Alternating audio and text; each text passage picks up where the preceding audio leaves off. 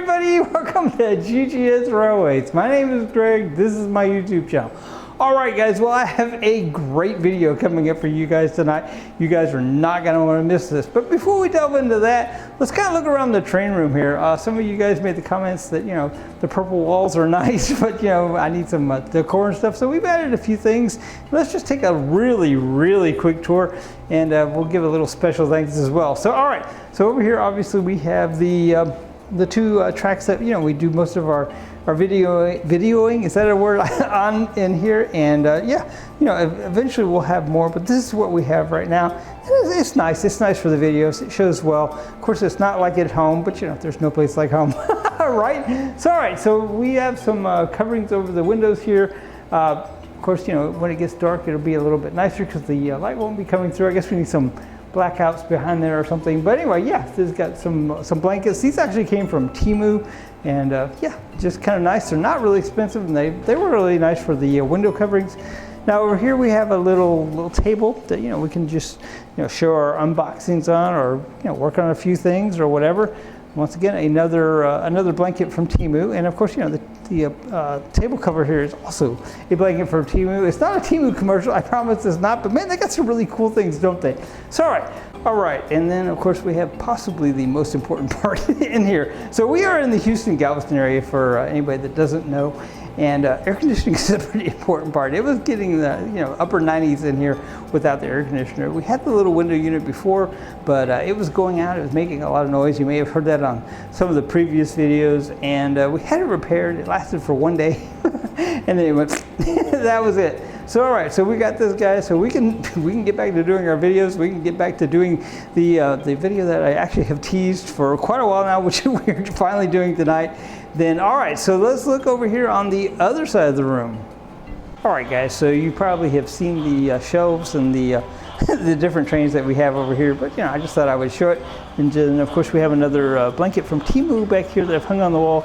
It's a pretty nice little wall covering. I want to turn this light off for a second so you can see maybe a little bit better. Then we have this little shelf here for some more train storage, and this is kind of some enclosed type storage. It's kind of I think they call it a lawyer's bookcase. So all right, and of course, you know, we have the the Temu battery powered rechargeable train here on the track. And let me just tell you guys, I continue to be impressed with this guy.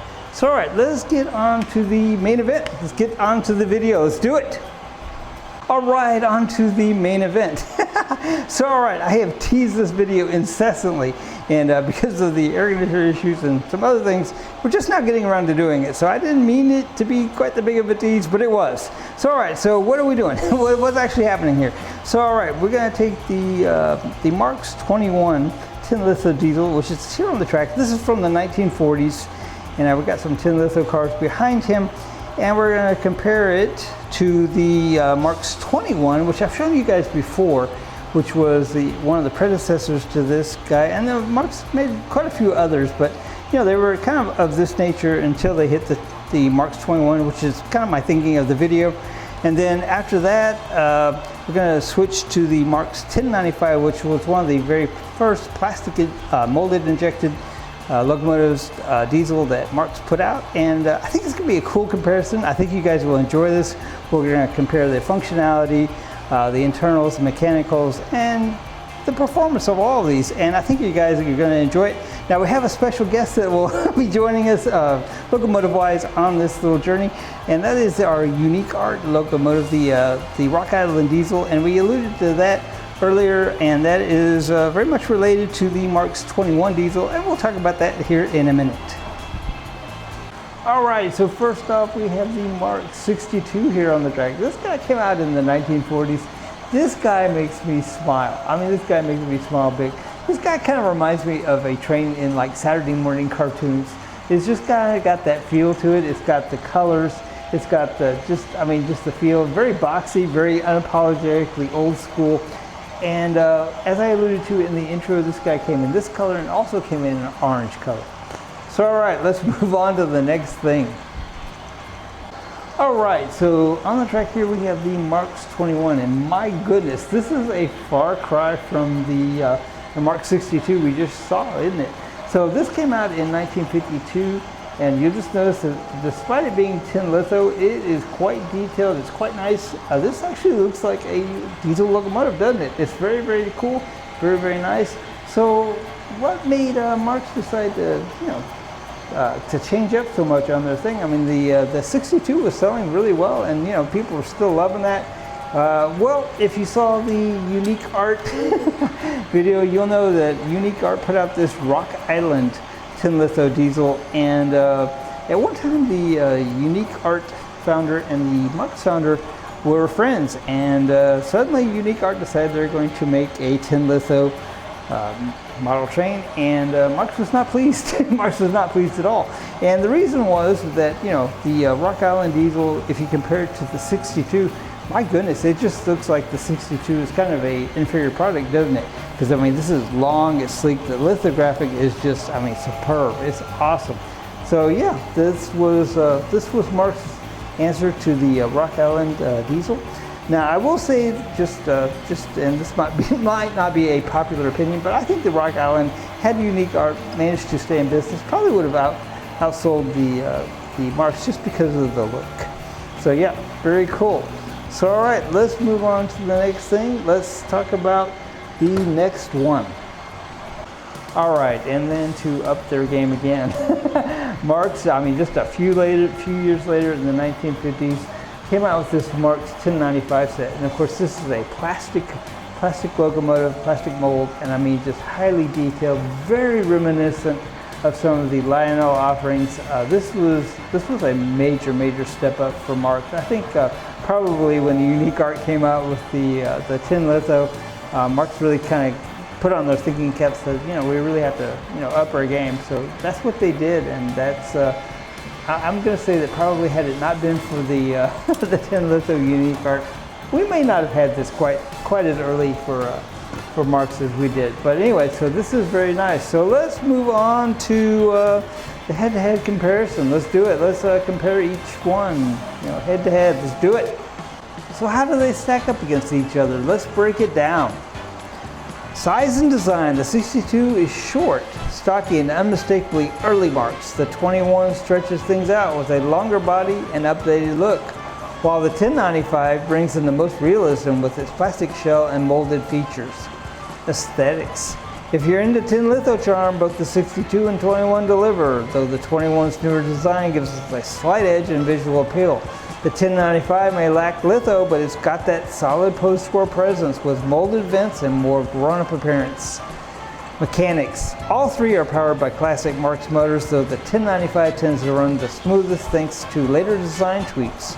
The 21 performs well too, while the 62, well, let's just say it's got some vintage personality in its operation. Sound and vibe. Tin litho means a lot of charming rattle and roll. From the 62 and 21, the 1095, slightly quieter, but still unmistakably Marx. No fancy sound chips here, just mechanical goodness. Enough specs, let's fire these guys up and get them rolling.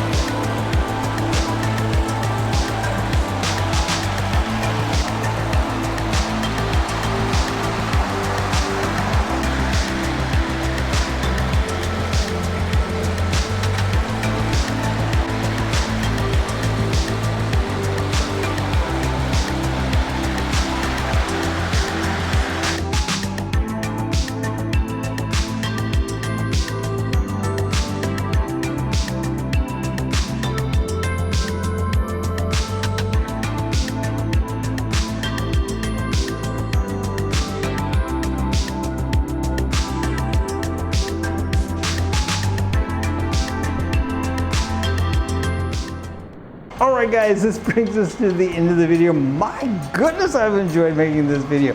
So, all right, which one of these little Marx locomotives tugs at your heartstrings? Is it the Marx 62 from the 1940s? Is it the Marx 21 from 1952?